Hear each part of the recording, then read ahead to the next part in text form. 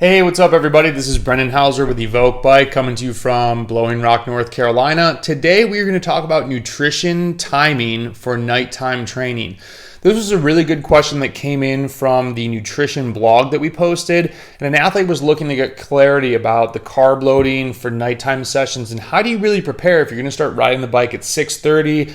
Do you skip dinner? So I want to jump into his question and then we will talk about the solution and then we'll talk about the bonus tip of the day.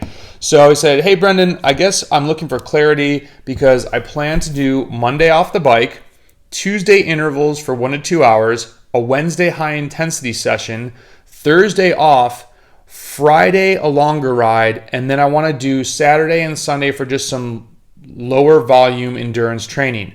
Most of my Monday through Friday training times will start around 6 to 6:30 p.m. And I wasn't sure if I should start my focus on carbs for dinner on Monday night, which was the rest day before the 2 hard days, and Thursday night, which is the night before the long endurance ride. Or should I be focusing the carb focus on the day of the activity due to the long stretch before my ride and workout from the night before? I'm new to all this nutrition stuff, but I know how much it affected my ultra endurance mountain bike races significantly this past year. This article really helped me out and it's getting me in the right direction as I create my meal plans for the season. The biggest thing is that you want to start the day before, and I don't think you need to go crazy for workouts, and we'll talk about what you could do to test some like mega carb loading. But the thing is, if he has 2 big rides on Tuesday and Wednesday, no doubt, Monday night, you want to lean your diet towards carbs so that you make sure your glycogen is topped off, and then you have Tuesday morning to have a really carb heavy breakfast. And what do I mean by lean your diet towards carbs? Instead of going out and maybe having salmon and vegetables on Monday night, that's the night that I would have the pasta or some extra bread or more potatoes and a small piece of meat. I would be saving the salmon and the veggies for a recovery day when you want more protein because you're recovering from lifts or you don't have a big ride the next day, because while vegetables are amazing and great, they're not the biggest source of carbs for most people unless you're eating a big trough of veggies. But then there's all this fiber also, and that's a whole other podcast in itself. The day of, it's the same thing. Have a well-rounded breakfast, but you don't need to be going crazy on proteins and fats. When I see someone eating an avocado toast, sure, there's bread, but the focus for there is not carb heavy. I would be saying have a bowl of oatmeal with some honey and a few nuts and some chia seeds and a banana and some cinnamon, and that whole bowl of goodness is going to fuel you and you'll absorb those carbs before you go ride later at nighttime. And then you're going to have your lunch.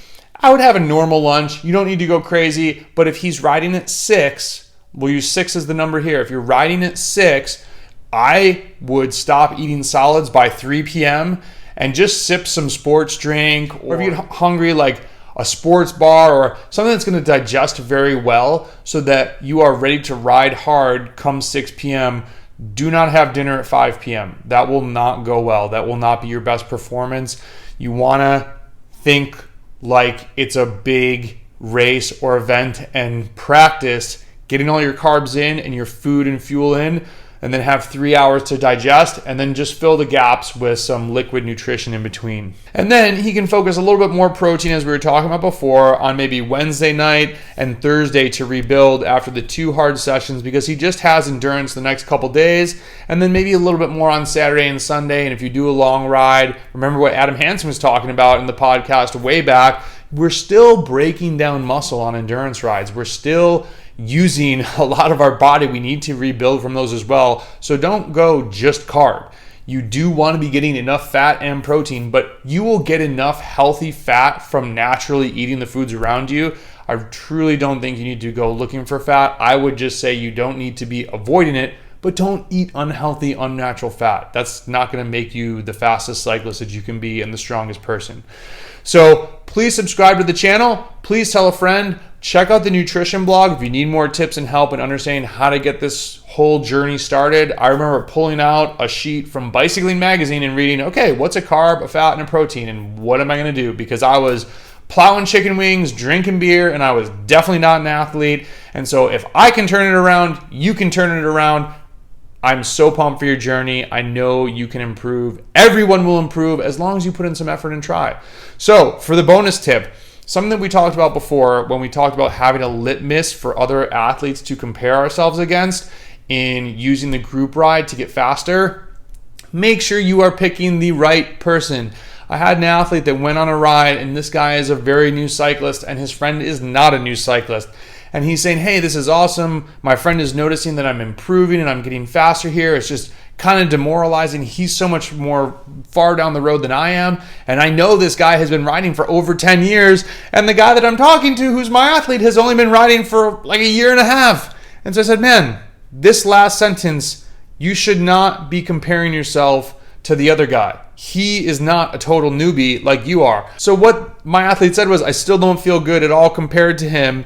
This guy is a machine. I hope I can have more solid improvement over the next few years. And that last sentence is what we all need to remember. The next few years. Where you are at now is not where you are going. And when you get to where you are going, you're going to look back and think, wow, I thought I knew a lot, and I don't know a lot, and I'm still growing. And man, I thought I was my best at this 270 FTP, and just give yourself a few more years. Keep training. Endurance sports, it does not suit our society now where we want it now. You can't get it ASAP, and there are no shortcuts.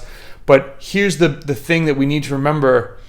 These things take time. No doubt, changes will happen.